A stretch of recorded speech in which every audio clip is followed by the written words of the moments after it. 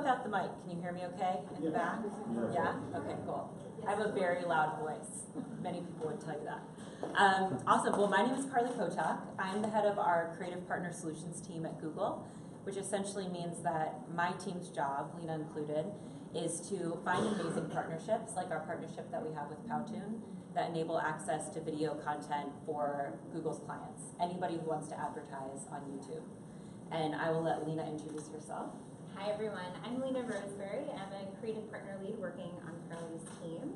And I help facilitate new partnerships to bring production partners such as Powtoon onto our ecosystem to cater to our GMS clients at Google, which are small and medium businesses who are very much in the realm of looking for low-cost ways to get on the platform and connect with customers. So I'm thrilled to be here with you all. All right, so with that, we're going to kick it off. So I think that this is a really powerful and hard and interesting topic that a lot of people are interested in because everyone would love to do everything for less money, ideally. So before we get into the math behind the budgets and how you're going to set your targeting to have the best return on ad spend and all these things, I want to just take a step back and we're going to start with setting some context. So, by a show of hands, how many people in this room at some point in the last couple of weeks were one of these people? You were on your phone and computer and tablet all at the same time. You were lounging around the house streaming videos, maybe looking at an app. Or you were doing something you totally should not have been doing while on your phone. Probably most people would raise their hands for that one. Yes, thank you for being honest. It's a safe space. So what these stock images and what all of your examples represent is this idea that we as consumers, because of the devices that we carry around at all times, have become completely impatient, and we have this urgent need for information and entertainment at any time that we want it. So if I'm watching something and I don't like it, I have something else at my fingertips and I'm going to move on. Or if I'm Googling something and the information that comes up isn't what I need or it doesn't come up fast enough, I'm going to move on and find something else. So in that regard, our attention spans are incredibly short. But on the flip side, again, safe space, it's okay to be honest. How many people have binge watched a show in the last 60 days? Yes, totally. Okay, turn to the people next to you. You can tell them what you binge watched. Take a second. I will tell you that I watched Westworld and Stranger Things. These are mine. What were you binge watching? Supernatural? All right. What about Big Little Lies? Does anyone watch Big Little Lies? That's my new one. Yes, Renee does. Star Trek Discovery. Oh, The Marvelous Miss Maisel. Also a great one. Yes, totally. So the crazy part is that in this regard, our attention spans are super short, and if we don't have the information we need, we move on. However, I binge watched 34 hours of television in the last 60 days, which is the complete opposite of having a short attention span. So it's this interesting juxtaposition where if you can capture my attention with a story or a product or a character or some sort of a hook, I'll stick around for 34 hours and see what you have to show me. So I think that before, like I said, before we get into how do I pick the lowest production cost, how do I set my budgets, all of that kind of stuff, context is actually the most important thing to keep in mind. And so for the last 4 or 5 years at Google, I've been traveling around doing YouTube workshops with clients. So I'll have clients big and small who come in and we'll spend a day together and we'll brainstorm creative concepts, creative ideas for how they're going to come to life on YouTube as an advertiser. And no matter the size of the brand, no matter how long they've been around, the first thing that we always do is we step back and we just think about the context of the platform. So if anybody comes to YouTube, the things that you have in your toolkit are, you know that the sound is on because they're coming to watch another video, so they're watching with sound on. Your video is going to likely take up the whole screen, and because most people are going to be watching in that sort of horizontal viewing environment. And so all of these kind of tools, that context, is really important to understand at the get-go. And that context falls into 2 buckets that Leena and I are going to go through today. So in order to have a really successful low-cost YouTube campaign, you have to keep 2 major themes in mind. One is creative, and then the other is media. And I think that's one of the biggest mistakes that I've seen clients make in the past is they kind of think in a silo about these two things. And it actually becomes harder and harder the larger a company gets because they start to split up and they have their creative team and then they have their media team and they're super separate and they're not communicating with each other. When actually the best, most amazing campaigns that you've ever seen, even those massive ones like the Dove Beauty campaigns and all these things that are so celebrated, they always started by thinking about these two things together because we have to understand the true intent of our audience and what they care about and how we're going to target them. And then we have to design creative that works for them. But then we have to understand what their attention span is going to be like because of what platform they're watching it on. If it's YouTube, it's going to be short and it's going to have to be fast to capture their attention. So these things play off of each other. So that's what Leena and I are going to go through. And our goal is, throughout the course of this presentation, we're going to try to give you the right questions to be asking at all the steps, and then we're also going to try to give you the right tools. Because I think that building a low-cost campaign can kind of vary based on a lot of factors, a lot of variables. Everyone's budget is relative. But if you have the right questions and the right tools, you can make anything work within your budget. So the very first question is always around creative. And it is, what do I want my video ad to do? And if you can't answer that question, we got to back up.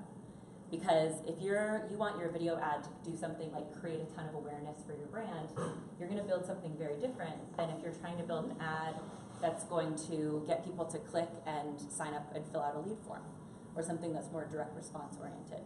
So first step, so basic, what do I want my ad to do? Answer that question, and then we start getting into creative. So we chose to start with creative, and we actually chose to spend most of our presentation on creative. One, because it's super fun. Two, because Powtoon does it really well. And three, because this is our specialty, and it's something that I think a lot of advertisers tend to feel intimidated by. The idea of going out and having to film a video or make a video, it can feel very overwhelming, especially if you're a small business, but it is so important. So these are just various surveys that have been done and studies that have been done, but essentially creative has a 50% and larger impact on sales relative to 13% is the impact that media has. So if you don't have creative that's going to work hard for you, everything else is going to fall apart. But that's not necessarily to say that you have to have the Dove Real Beauty campaign of the world or these crazy expensive campaigns. You just have to follow a few best practices that make it work on the platform. So that's what we're going to go through, and they apply to everybody, no matter the size of your business. So at its core, creative is all about earning attention. That's the number one thing. Because like the first images I showed you, people are going to move on, they're going to skip. So your job is capture attention, and then everything builds on that. So throughout the presentation, we're going to stay focused on 2 ad formats on YouTube. So this will be good context for us. By a show of hands, how many people have run an ad campaign on YouTube before? Okay, about a third of the room. That's great. We're going to get it to be everybody by the end. But there's a lot of different formats you can run on YouTube. We're going to give you 2, and these are the sweet spot when you're thinking about low-cost, effective media campaigns. So the first one is a TrueView for action ad. So what this means is, have you ever been on YouTube and you're about to go watch a Jimmy Kimmel video or a cat video, and you get that pre-roll ad that plays before you're going to watch your video, and you can skip it?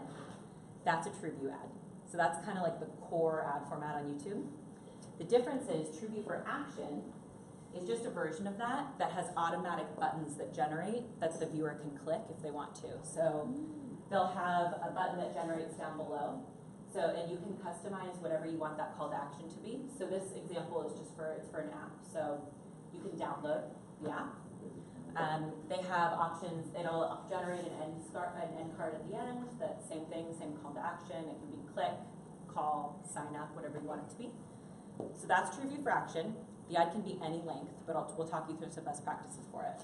The second one that Leena's going to go through is bumper ads.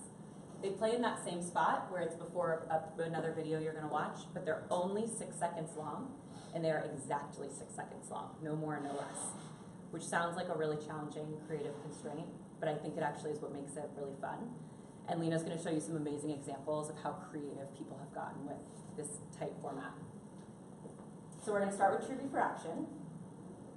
Like I said before, the most important thing to remember in your toolkit is for both of these formats, you have viewability and you have audibility. So basically what this means is 95% of the time, you are going to be able to see and hear the ad that's playing. So this is really different than if you're on some other platforms and advertising on social sites or other platforms, because oftentimes you won't have audibility because of just the environment that different formats serve. So for example, if you're on Facebook or Instagram, it's typically a scrolling environment, and usually people aren't going to have the sound on right away because they're usually out and about doing other things. That's the nature of the environment.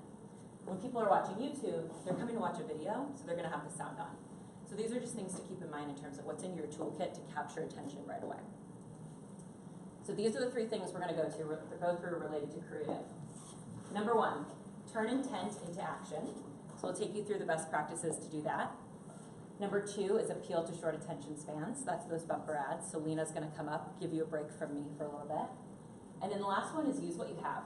And I'll leave that one as a mystery. That one will give you some good tips. So we're going to start with turn intent into action. So again, this is our TrueView for action format. Absolutely the most critical thing to think about if you are making a video for this ad format is you have 5 seconds to capture someone's attention, and if you don't, they can skip, because that skip button pops up. The good thing to know about it is that if they do skip, you as the advertiser are not going to pay for that. And that's all based on the way that Google has designed a lot of the ad products. So our products are rooted in this idea that an engaged viewer, somebody who actually is paying attention, is the most valuable viewer that you can possibly have. So if the viewer decides to skip, we don't want you as an advertiser to pay for it. You're only going to pay if they finish the whole ad, or if they get to 29 seconds, if the ad's longer than 30 seconds. So I'm going to we're going to do a little exercise, and I'm going to show you some ways to capture attention in the first 5 seconds. And it's going to require participation, okay? Can we do it? Yeah. Okay, good. I like it. Okay, so I'm going to play the first 5 seconds of this ad. All you're going to do is watch it. After this, if you would like to keep watching this ad, you're going to raise your hand. All right? Leena's going to play it for me.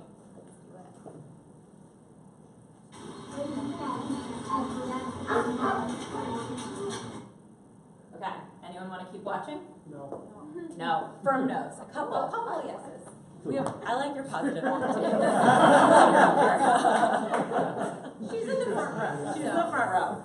I like you. What's going on? Yeah, well, so we're wondering what's happening.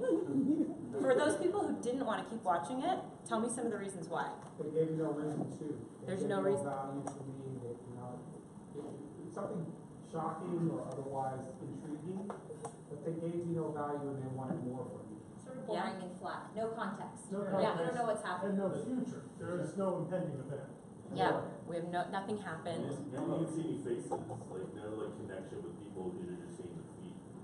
Yeah, no faces. Also, back to school isn't relevant to some of us. Yeah, great point. Back to school is not relevant. Probably the brand might not be relevant to some of us. And I should also add that this is not a knock on Kmart. These are not actually ads they ran on YouTube. I just pulled them to show the example. But Kmart might pop up, and that might be a brand that's not relevant to you. So you're going to move on. You're going to skip. So if we had actually chosen to keep watching this, I'm going to show you what would have happened. We hop to my next slide, and then it's the video on the next slide. Thank you.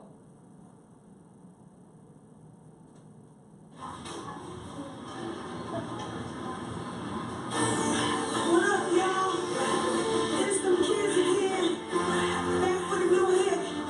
Show you how to rap in school. You feel me? Okay, we can pause there.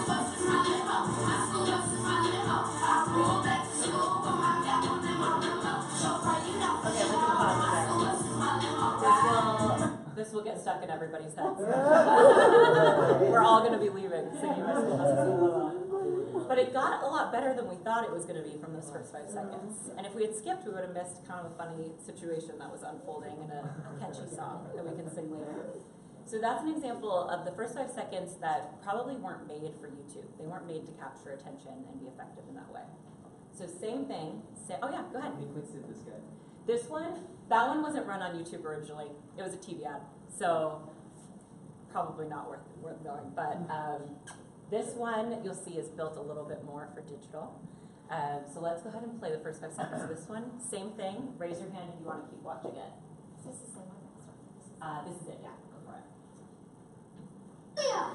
I need to ask you a question. What is it, compadre? You don't want to get that hoodie at Kmart? Okay, if you want to keep watching, raise your hand. A little bit more interest, yeah. So why were we more interested in this one? You want to hear the story? Yeah, we want to hear the story. Something's unfolding. There's some cute kids. That always works. There's faces. Yeah, totally. They did say the brand. Did anyone pick up on that? Yes. They said an audio mention of the brand, Kmart. So that's an example of the different types of branding you can do in the first 5 seconds, which we'll dig into momentarily. But because this is a really good one, we'll play the rest of the video. Leena, if you want to hop to the next slide and play from there.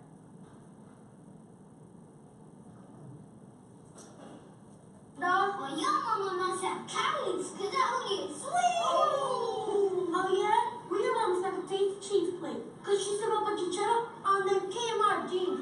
Oh! Your mama's got so much game that she couldn't even store it on that towel. Come on! Your mom's so fashion forward, the future come, they want those fat towels back. Oh! Well, your mama's so fiscally responsible, she got all that on free layaway. Shop Your Way members get free layaway at Kmart. New school year starts here. So, a good one.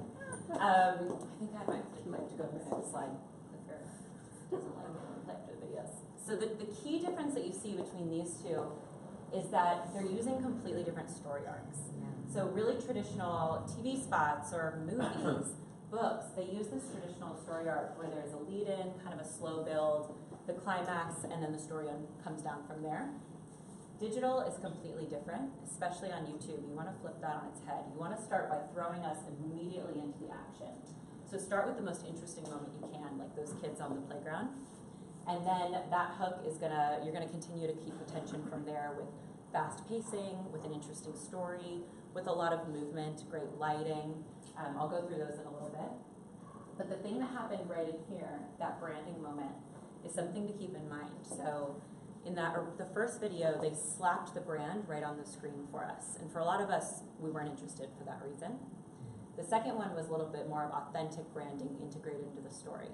That tends to be the more effective route when you want to build an ad that you want people to stick around and watch for a little bit.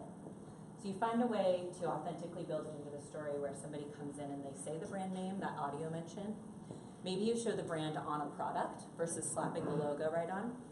A really interesting one to go and observe is if you go to the YouTube channel for Gorilla Glue, they've kind of figured out this formula through working with Google quite a bit where they have right at about the 4 or 5 second mark, every time they run YouTube ads, you'll see they pass the product across the screen and they do an audio mention of it. So whatever the Gorilla Glue product is, they pass it and they say the name. And it pretty much consistently happens every time. So that audio plus visual mention tends to increase brand recall by about 20% if you pair those two things together. So pro tip for something to think about in those first 5 seconds. So I want to show you one more example of capturing attention really fast. This is just throwing us right into the action, but other things that capture attention are faces, people talking directly to the camera. Women and children more than men, interestingly, tend to capture more attention based on the studies we run. So this one I think is a good example because this ad actually unfolds into about a 2-minute long story about this stuntman doing a backflip over a speeding car. And you'll see they've chopped out part of the story and they've put it right into the first 5 seconds in order to capture our attention. Had they not done this, we probably wouldn't have stuck around to watch it. So Leena's gonna play this one.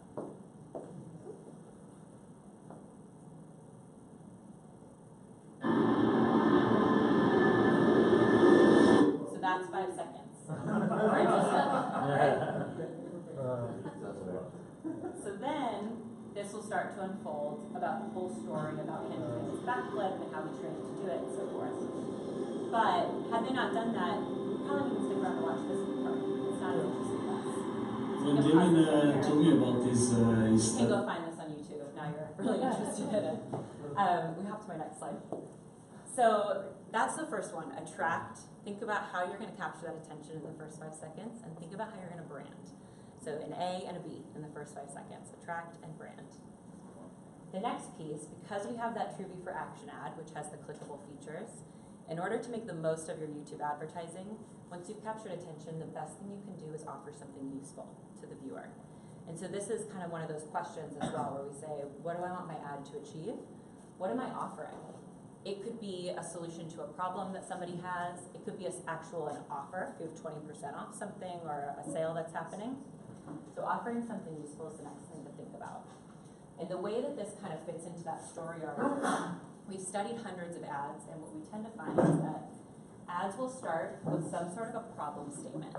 Here's the problem you have, and here's how I'm going to fix it for you. I'll show you an example of this in a second.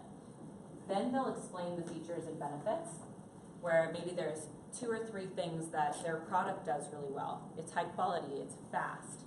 Maybe it solves something in your life. It makes it easier for you to do something as a mom. It makes it easier for you to manage your time.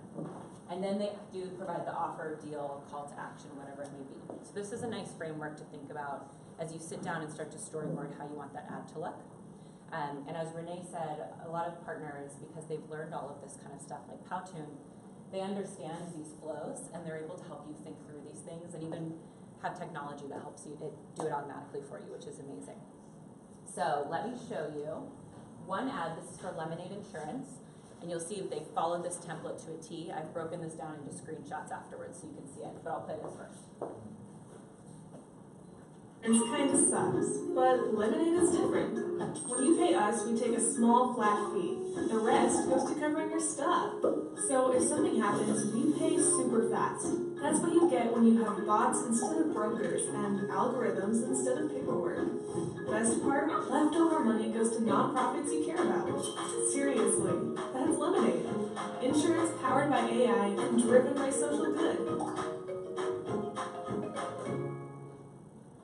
So it's an ad that basically explains what Lemonade does. Nothing too fancy, but you'll see they follow that formula. They tell you the problem statement. Old insurance kind of sucks.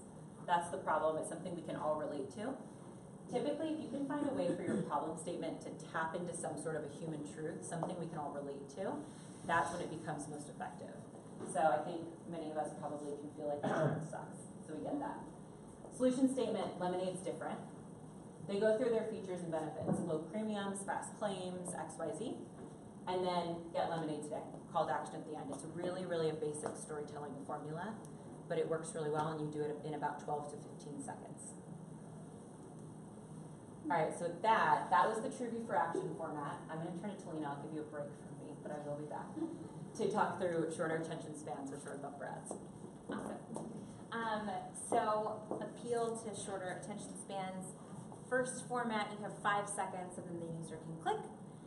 We are now going to talk about bumpers. So you get 1 more second for a total of 6 seconds. But in this case, the user is not able to skip. So this is one of our ad formats that's available through our Google platforms. It's bought on a CPM basis. You're able to serve this ad more frequently than some of our other ad formats, just the nature of how it works. It's one of our more effective, lower CPM ad units, which is great. And the context to always keep in mind here, and the reason why we have this mocked up on a little mobile screen, is that 80% of bumper ads are served on a mobile device. So you have to think about the user in this sort of skippy, on-the-go mindset, right? You're going to have to catch them as they're hopping between train stations, or catching the bus to work, or sitting at a stoplight in traffic, right? So this snackable, easy, digestible content is all sort of the simplicity of what makes a really good bumper. So some tips on, sure, question. Yeah, I think I remember bumpers used to be 15 seconds a while ago. Was there some data behind like about halving that time? So what you might be talking about is our TrueView in-stream ad format, which is 15 seconds. So it follows a similar pre-roll 15-second length, but you still have the option to skip. So that's a similar ad product to the TrueView for Action, just not as DR focused. So bumpers that launched a few years ago specifically came out with just 6 seconds to start. And that goes back to the point that our TrueView, and the reason why we call it a TrueView, is that it's really up to the user to decide what type of ad content they want to watch. And it's really up to them. So It gives the user the choice to stay and interact with the brand, and it gives them the option to skip out if it's not for them. So some success tips for 6-second bumpers ad. The first one, and it's like not the most wow, sexy, mind-blowing point, but it's key. It's the fact that you really, really, really have to focus. And you have to focus on one single purpose for your ad and for your experience. And I think when bumpers first released as a product, a lot of traditional marketers and creative agencies were sort of losing their mind thinking, how are we going to cram in a 30-second TV spot into 6 seconds? And the point is, you don't. You can't do everything that you do in a traditional 30-second ad in 6 seconds. So you sort of have to flip the script and go back to the drawing board and keep things really, really simple, narrowed, and focused for that on-the-go consumer. The second one is really exercising this idea of budgeting your time. So if you have 6 seconds, think about ways to chop that up to two-second increments and figure out what you're going to slot in those 2 seconds so that each of those creative elements, whether it's a message, a product feature, a character, a repeat offer, they get enough airtime in that 6 seconds for a user to absorb it. Question? So, watching this or hearing this, I'm like, well, I want to see how other people solve this problem. Is there a way I can go and just binge watch 6-second ads? Yes, yes. So I love this. Maybe we'll create The new binge. Yes. So we'll show you a couple of examples here, but we have something called our YouTube Ads Leaderboard that is run through some of our marketing and other partner teams internally at Google and YouTube, and they sort of surface the best-in-class TrueView ads and bumper ads that are happening on the platform. And that's largely indicated by number of views and just how much consumers are, sharing the content, engaging the content, repeat watching the content, binge watching. I'm hooked. How do I stop? It's free, so you don't subscribe. So the YouTube Ads Leaderboard, we'll maybe find a way to circulate that with Renee and team after this. But it's a good way to just sort of see what's happening on the platform and get inspired. Do you include stuff like that in YouTube Creator? Full disclosure, I'm a YouTube partner. Yep. Do you include that in the training with YouTube Creator stuff? Absolutely, yeah. There's some sort of YouTube best practices and guidelines, sort of follow the anatomy of the ads and what to look for and some examples of that. The last thing to keep in mind here is think about bumper ads in a series, right? I think there's a misconception that bumper ads are sort of a standalone one-time ad experience, and that's absolutely not the case, and it doesn't have to be.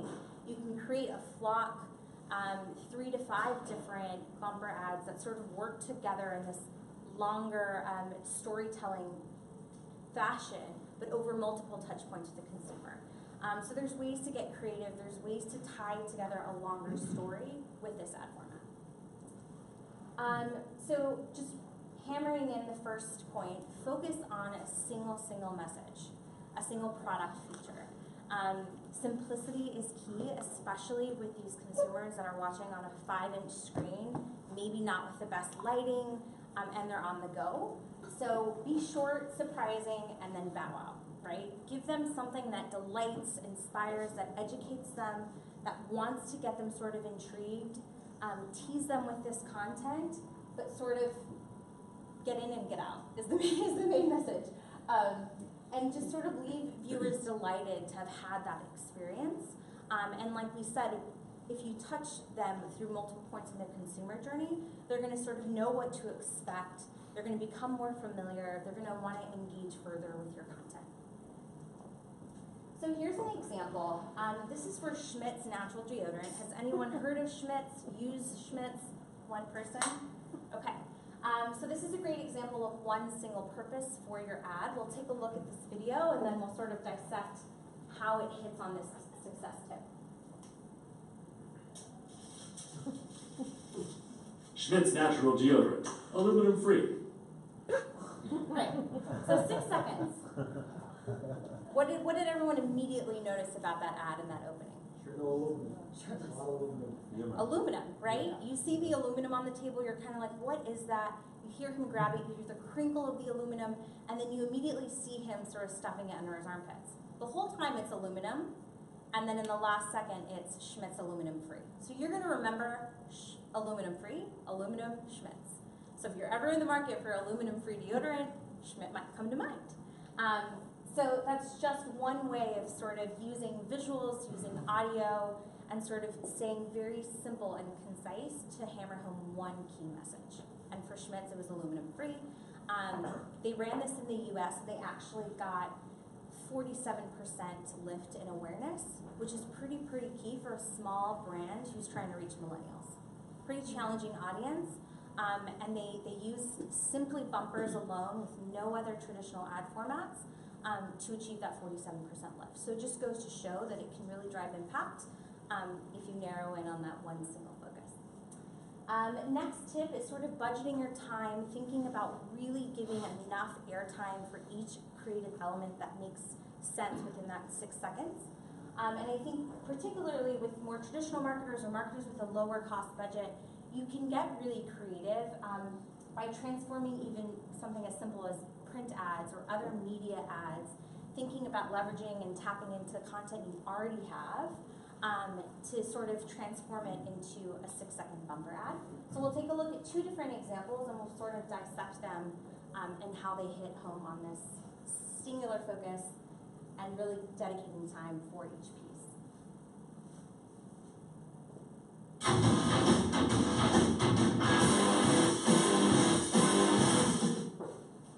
So for hardcore rock and rollers, apparently.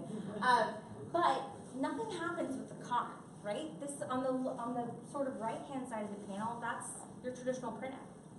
What's happening and what's drawing the user's attention is on the left, and that's the offer, and that's where to find it on their website, right? So Chevrolet Beat, if you're in the market, Google uses other data signals to find out who that customer might be, if they're in the market for a new car, if they fit this customer profile. If you see this, that might capture your attention. Another example that we'll watch here is from Clinique.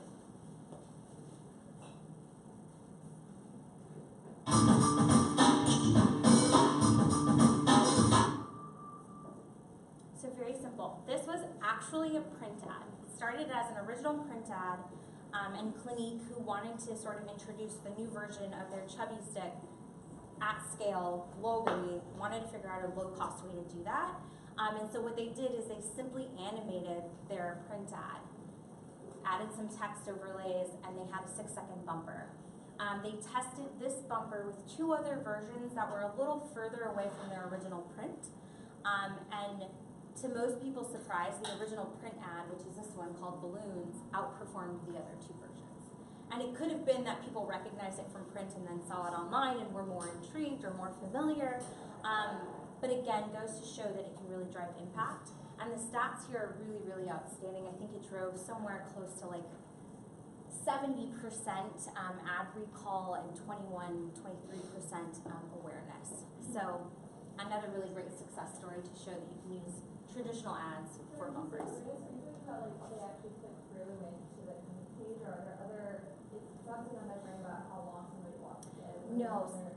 Great question. So this is measuring brand lift metrics. So you can run a brand lift study across Google if you hit certain thresholds of your media spend, and it basically does a test and control group to identify if there's a relative lift between people who were exposed to the ad and people who weren't exposed to the ad. How many more people were familiar with Clinique or the Chubby Stick sort of product. So it's a test and control scenario that pulls that research. Something worth mentioning too, the YouTube ads leaderboard that we were talking about earlier, it's on a site called Think with Google. This case study is on Think with Google about Clinique. It's just thinkwithgoogle.com. Tons of case studies, information about this brand lift tool is all on there, all these ad formats. So if you remember nothing we say, just remember Think with Google. Think with Google. And it will help you a lot. That's right. We're going to go over to the next slide. So this is sort of the 3rd success tip, thinking about building a flock of bumper ads that all work together, that maybe follow a similar anatomy or a similar story arc, but gives the users something slightly different to keep them intrigued. So this is also Schmidt's deodorant we'll take a look at how they created multiple versions of their product through bumper ads, just with slightly different tilts for each one.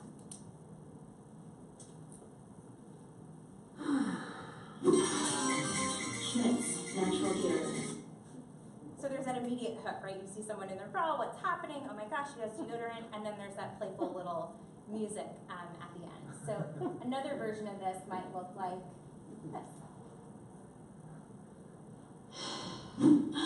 Schmidt's natural deodorant.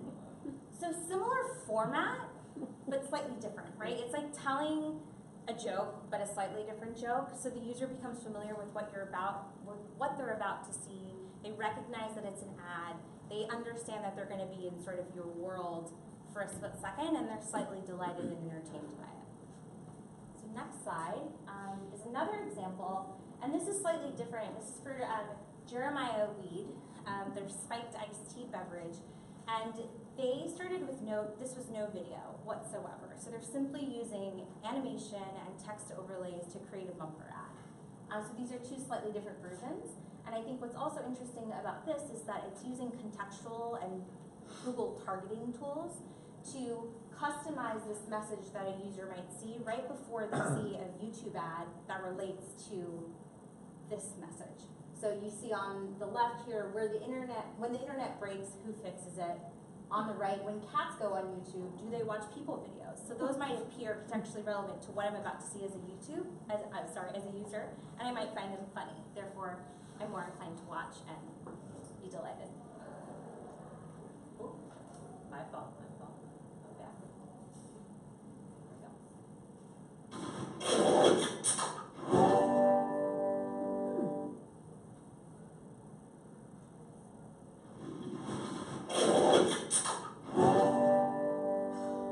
Such a great sound when you open up a new beverage. So I'm already refreshed just by listening to that.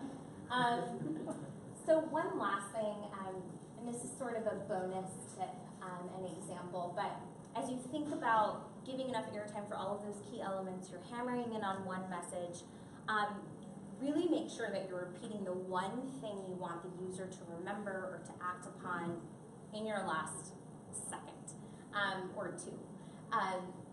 And that's really just to ensure that if they're hearing it from the beginning, middle, and end, they're sort of engaged with your brand throughout that 6 seconds.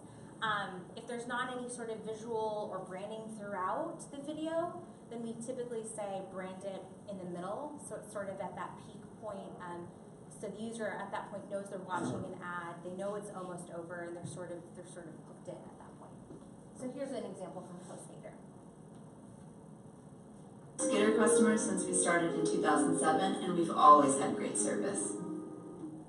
Always had great service, start today. Probably not the sexiest, but still straightforward and to the point, and it definitely performed well in terms of lead gen. Any questions on bumpers before we move on? Yes. What was the lift and what was the percentages you've seen?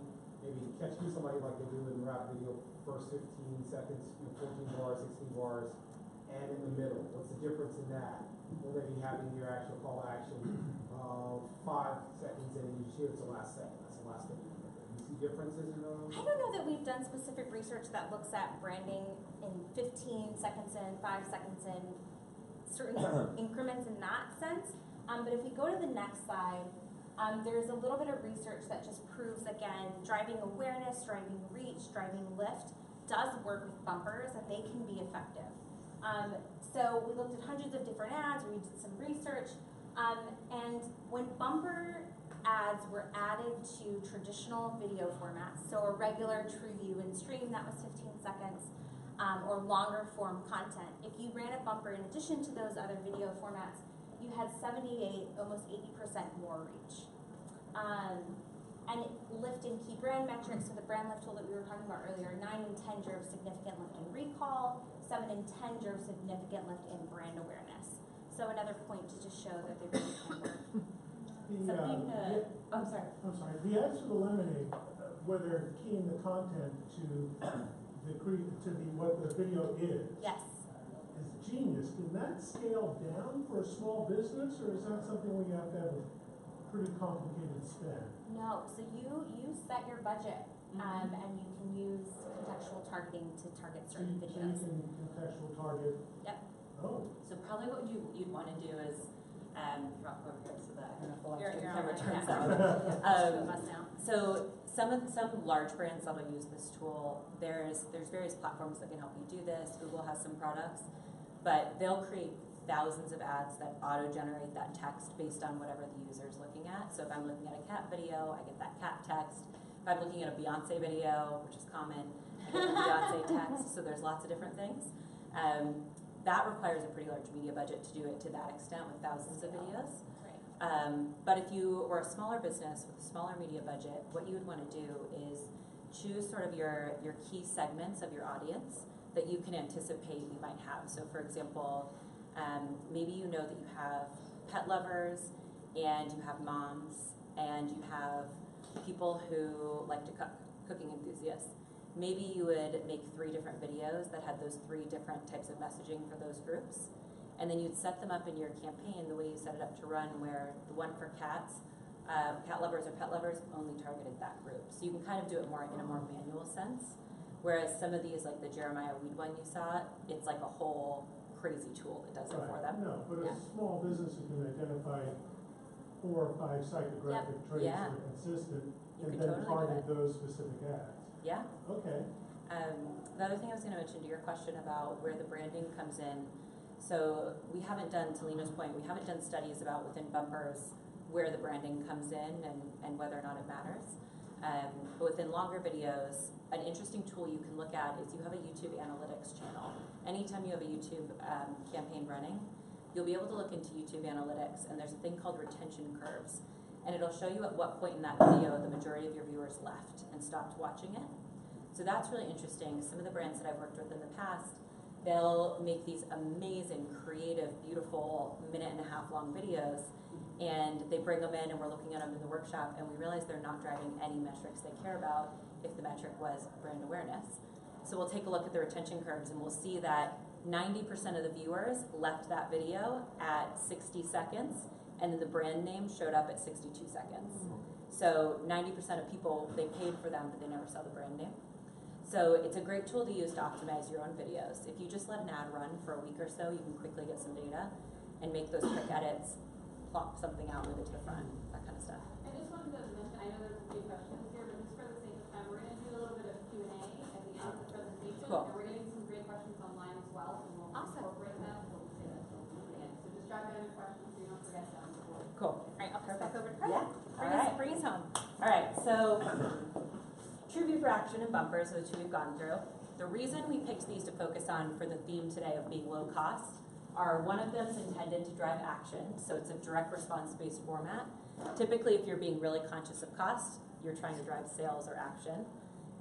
The other one, bumpers, the reason we picked it is it's one of the less expensive ad formats relative to the other ones to run because it's bought on that CPM basis. And also it's 6 seconds, so if you're gonna invest any money in producing video content for it, at least it's a shorter amount of time that you're trying to use. So our last tip is around using what you already have. So what we mean by this is, we just showed you all these amazing videos. There's tons more out there that you're gonna go binge watch after this. But then the question becomes, how do I actually produce these videos? That costs me money to go out and film these things or to hire a company to do them.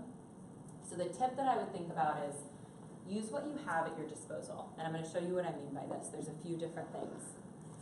So does anybody recognize this? Yeah. Yeah, Dollar Shave Club. So does anyone want to guess why I put this up here for use what you have?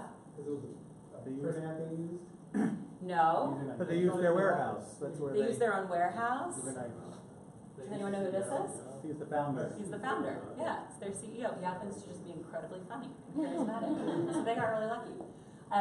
But so this was one of the very first ads that you can think of where it had a huge splash, and they used what they had. They used their warehouse and their founder. They filmed a 90-second ad that had 22 million views, and then a few years later they got bought by Unilever for $1 billion. Not too shabby. But they used what they had. They had somebody who was charismatic, and they put him on camera. So you don't necessarily have to be this guy. You don't have to film a crazy Jean-Claude Van Damme epic split. Just use what you have. Use your people. So here's a couple ideas. use stock imagery. This is an ad that just came out. If you want to find this article, it's an ad week. It's from Lucidchart. They decided they were going to try this low-risk, low-cost approach to making a video ad.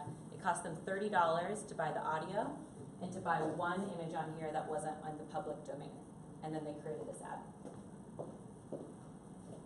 A small doggo is a pupper. Here's a sad pupper. Then a big old pupper, that's actually a doggo. Not to be confused with a big old doggo, because that's a woofer. But if it's just a small woofer, then it's actually a doggo. And do not pet a snip-snap doggo.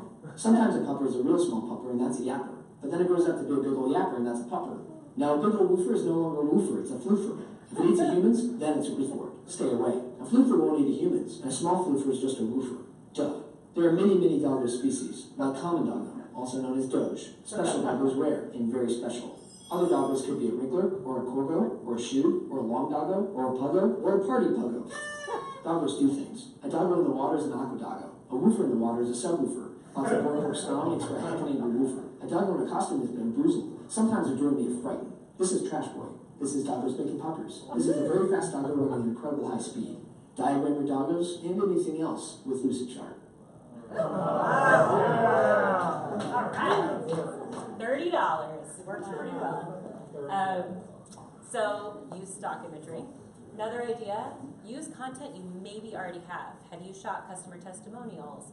Do you have old content from something you might have shot a long time ago that's just sitting around and you haven't used? Think about ways that you can repurpose those. So this is just an example from a company called Brandless. This is not necessarily testimonials or B-roll, it's a longer form ad that they had. And you'll see as you watch it, just the chunk that they were inspired to just pluck out and make into a shorter version that would be run as a better YouTube ad. So let's play these. Oops. Oh, see that part next? Reveal, big reveal.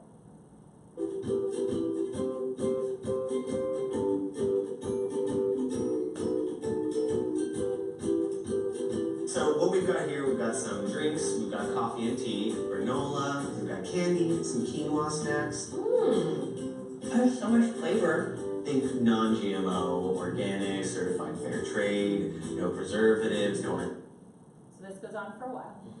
And then you'll see they plucked out a version of it and made it into something that could be an app. Think non-GMO, organic, certified fair trade, no preservatives, no artificial colors, no artificial flavors. Oh, this whole thing. $3. What? I have $3. So something else like with TrueView for Action and bumpers, maybe you've made a TrueView for Action ad that's 15 seconds long. You can also chunk that into some bumpers too and get more bang for your buck. So the last one is, this relates to our Dollar Shave Club one, use your employees' voices. So this one, we're not going to play the video. I felt like this kind of got the point across. But this is for a company called Six Pack Abs. And they used this particular TrueView for Action format. They saw a 2 times greater return on ad spend and a 38% increase in new revenue. And it is literally just this guy talking to the camera. So this is something that we really have a hypothesis about and really believe in when we're talking about these ads. This idea of somebody just talking directly to a camera is something that I think is underutilized and incredibly powerful. Because if you go back to that idea of context, YouTube, the very first video ever uploaded to YouTube was the founder who filmed a video of himself in sort of selfie shot style at the zoo and uploaded it. And then since then, we have all of these thousands and thousands of creators who stand in front of their cameras and talk about things that they care about and are passionate about. So something like this coming as an ad feels incredibly authentic to the platform. And it's an opportunity to use talent that you already have, to be able to hire talent. You just need one person. So I'll show you a really quick example. This is a great sort of selfie style ad for Monday.com. It's just one person the whole time, but it's a really effective one.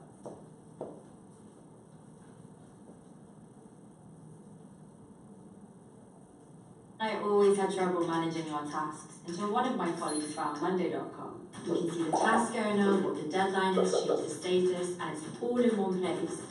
Inside each task, you can make comments, attach files, tag people. It's brilliant. It's completely transformed the way that we work. Honestly, I don't know what we would do without it. So, hopefully, if I've taught you anything, you saw that that was also in that TrueView for Action story format. Problem statement, solution statement, benefits, and then create at the end. So then the very last thing I would be amiss if I didn't say is you have these amazing partners in the industry at your fingertips, like the one that you're here for today, Powtoon.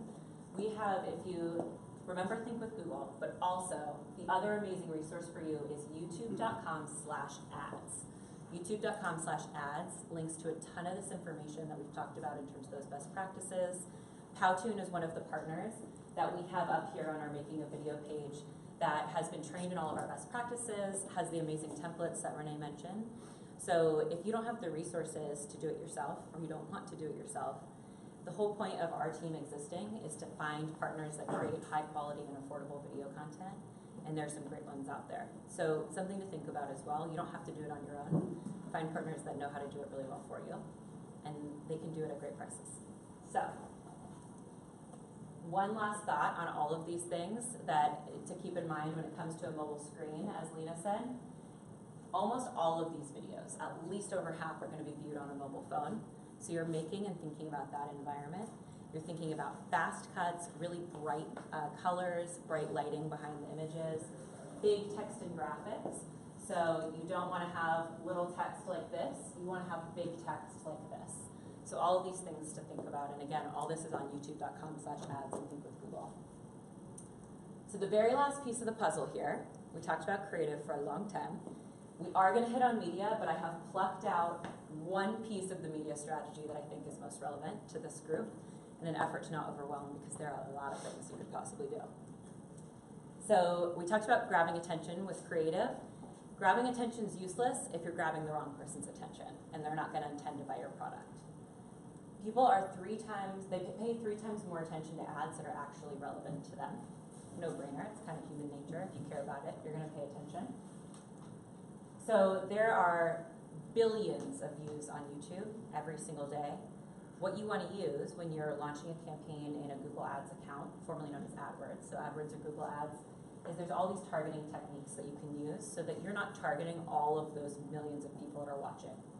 You can go as broad as true just demo targeting, gender and age. You can go as specific as people who just searched for your brand name or your category on google.com. So that's the one that I want to hone in on. I'll show you some examples. But basically what happens is YouTube is part of Google's properties. So there are all of these properties that people are using, and Google's able to collect a lot of really interesting signals that can help us determine who you want to target. And so that's how you go for a low-cost campaign, is you don't target everybody. So I'll show you some examples here, because these are all buzzwords and names that Google has decided we're going to name these products, but I'm going to break them down into what they actually mean to you as a human being. So for interests and affinities, this is a targeting tactic that just means categories of things people might be interested in. They might like food. They might like sports. They might like doing things outside. Categories of things we like. Major life events, wedding, graduation, big things that commonly happen in people's lives, we can target those. So for example, if you have a lot of our clients we work with who sell mattresses, they're targeting people around graduation or moving dates. Getting married is even one they think about, because people might be moving into a new place together, so these major life events that you can target. Shopping patterns and habits, this starts to get, if you kind of think about like a little bit more down the funnel. So the difference between this and this is that these are very, very distinct habits we're seeing in somebody's behavior, like they're shopping for a car, or they're frequently going to the same grocery store. So these are interesting pieces of information you can target. Same with in-market behavior. I'll skip over this one. Shopping. This is the one that I want to talk to you guys about, which is my favorite. It's called custom intent. And that means that somebody's gone onto Google, they've searched for something in particular, and then you've determined that because of what they've searched for, your ad is something that would be relevant for them to see. So, let me move on to this one. So if you think about how this kind of fits into a funnel, when you're thinking about these 2 different ad formats we went through, you're going to play in different parts of the funnel.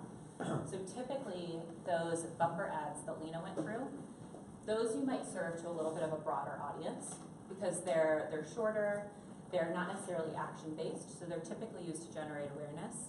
Although I will say they're used very effectively for action as well. A lot of times, like fast food restaurants will use bumper ads for things like we're running dollar nuggets right now.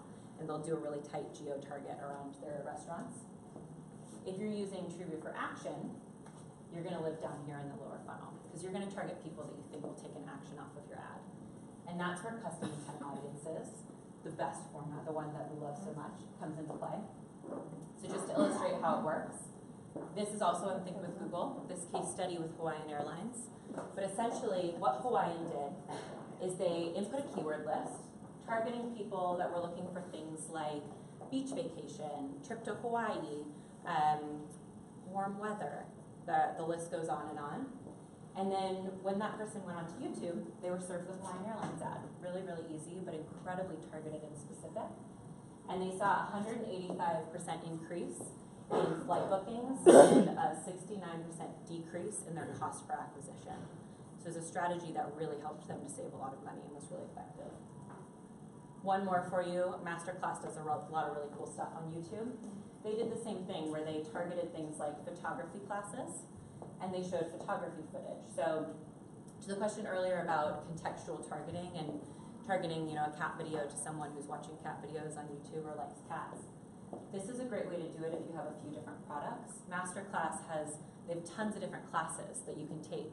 So if I'm interested in photography, I would care about this, but I might not care about their cooking class. So that's another way for them to target where I'm only going to see this because I've proven that I'm interested in photography classes. So again, another really successful one for them. So the last thing to think about, and this is getting more into the weeds as you start to actually build these campaigns in Google Ads, one of the best strategies you can use is don't overlayer your targeting. So be really, really conscious with how you're actually building the campaigns. And I know for those who haven't built a campaign before, it's hard to visualize, but if you basically think about the intention of segmenting out your audiences so that you can really clearly see the data that's coming back to you. So if you put everything together, all of your targeting types together in one campaign with all of your video ads, you're not going to be able to really clearly see which types of audiences are performing the best. So this is just something to think about, is how much can you really segment out your audiences and target my cat people over here, and then I'm going to target my moms over here, and then I'm going to target my photography students over here.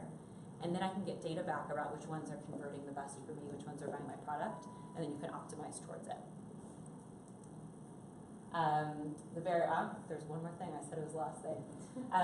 Another great tool you can think about is there's a lot of smart bidding opportunities that you can use. So if you want to be able to let the machine do its thing and figure out what are the best opportunities for you, you can use things like target CPA bidding, where you put in the tool, this is the cost per acquisition I care about, and it's going to optimize to that. So stuff like that's, I think, great tools for small businesses, because you want to be able to kind of set it and continue on with all the other things you have to do and then check back in and optimize.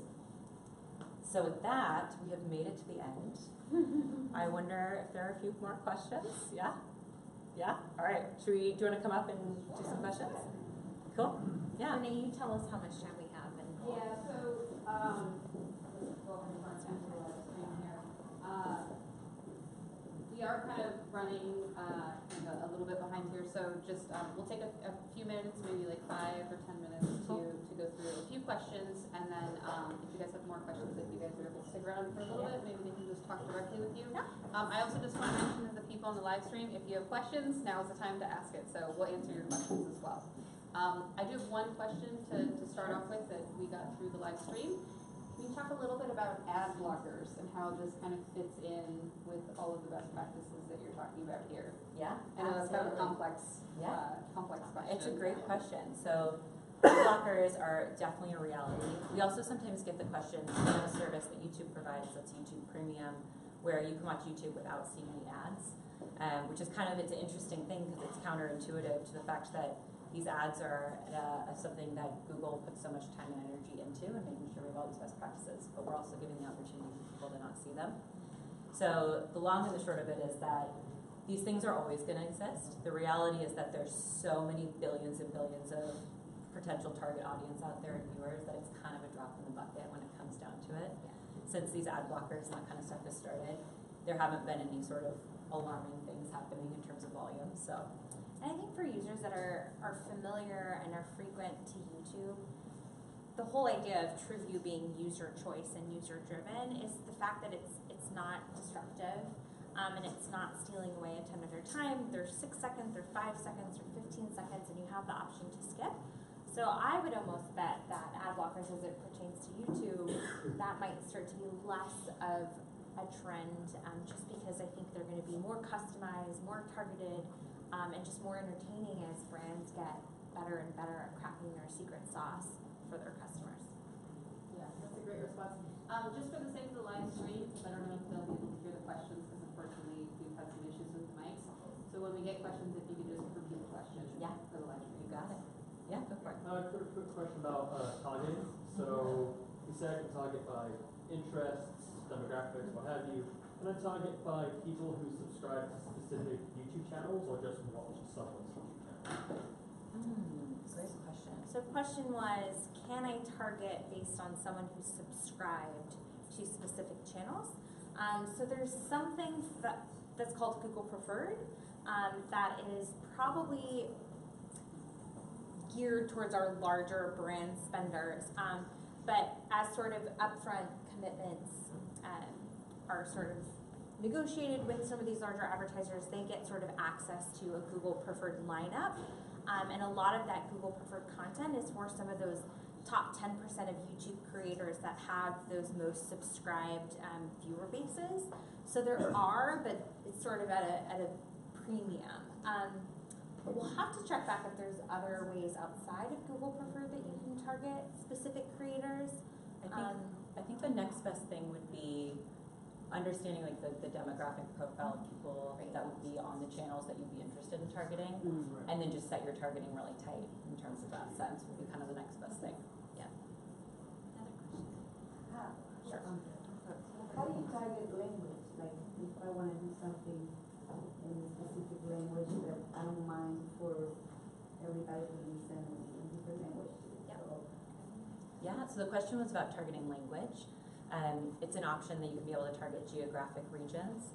A question we often get as well is, say for example, your video is in English, but you want to play it in Spanish-speaking regions.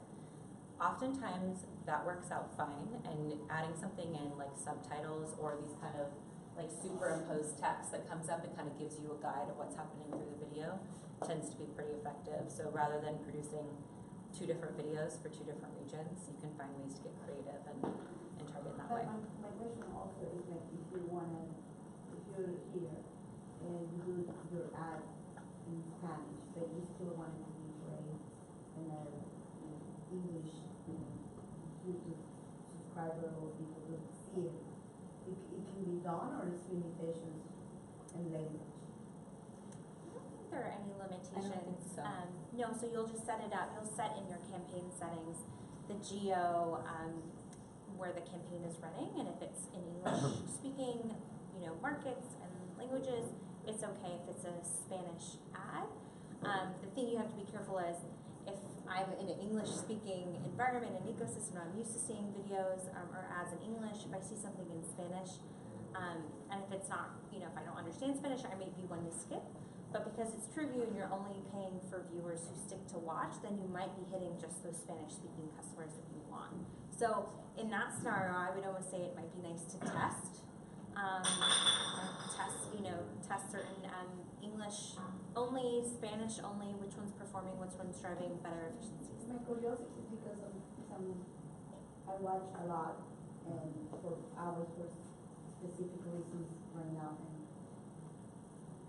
I feel like they can know, because sometimes I'm watching things in English and suddenly a Mark Anthony concert pops up and the commercial. So my question is are they watching? No. And there might be other data signals. Yeah, with Spotify, I'm listening to 80s in English and then suddenly, or hip hop, and I hear a Spanish commercial. There might be other data signals, like if you're doing Google searches in Spanish, they might think that you as a user speak Spanish, therefore they're serving you Spanish content. I did get a lot of stuff when I was learning Spanish for my phone, and I would go on YouTube, I would see a lot of Spanish. Right? So it's all about being contextually relevant to what those issues. So we have a question in the back. Is there such a thing as Google Search Console for YouTube?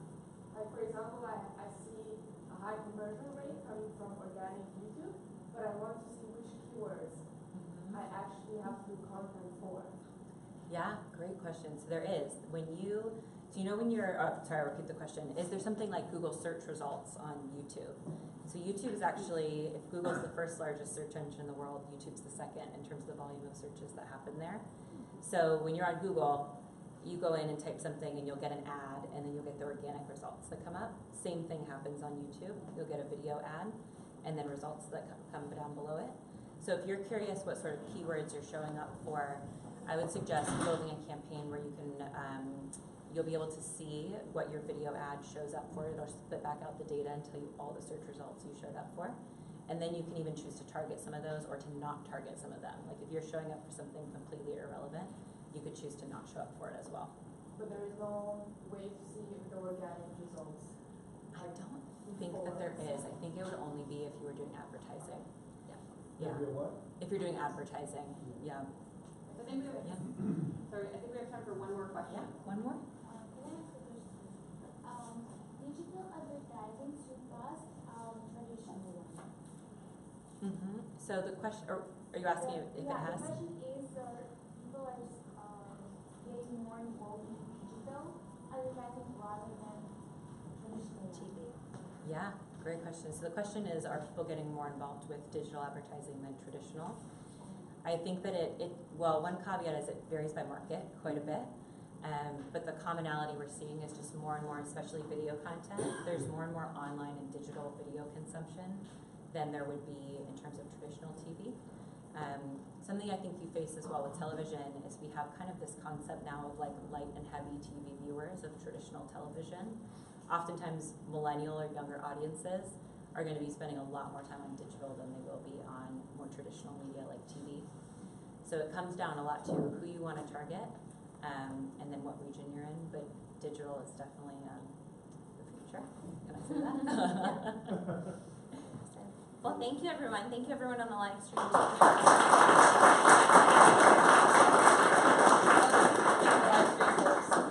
I just want to thank everyone who's here in person and also for the live stream. We got some great questions. I know there was a ton of questions that we didn't get to. If you have those questions, you can post them on YouTube. We'll try to get some information back to you. But big thank you to Carly and Leena.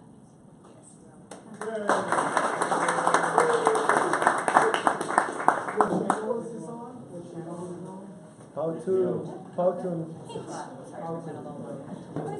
Is that right? It's on the Powtoon channel? Powtoon, the YouTube channel. The YouTube one. Oh, okay, good to know. Yeah. I was wondering too where it was going to be. Thank you. I was curious about what you said.